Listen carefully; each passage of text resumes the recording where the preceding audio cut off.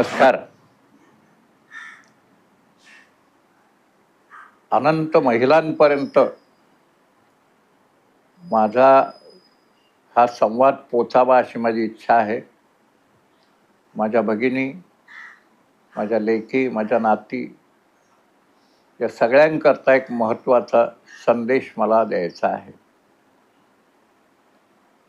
ज्या देशात जन्म घेण्याचं भाग्य आपल्याला मिळालं, ज्या संस्कृतीचा वारसा आपल्या भाग्याने आपल्याला मिळाला, त्या ठिकाणी मातृदेवो भव असं प्रथम म्हटलेलं आहे.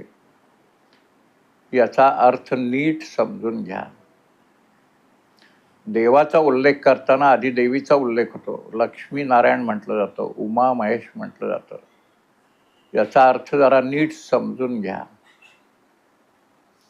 बघा, परमेश्वराच्या अनेक रूपांमध्ये 2 हात आहेत, काही ठिकाणी 4 हात आहेत. श्री गुरुदेव दत्तांना 3 मुख आहेत, त्यामुळे 6 हात आहेत. पण अष्टभुजा आणि दशभुजा ही देवीच आहे.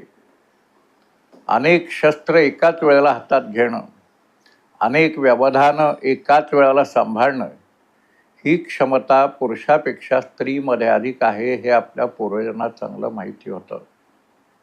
मला या सगळ्यातनं तुम्हाला एकच सांगायचं आहे, कधीही कोणत्याही क्षणी स्वतःला कमी लेखू नका.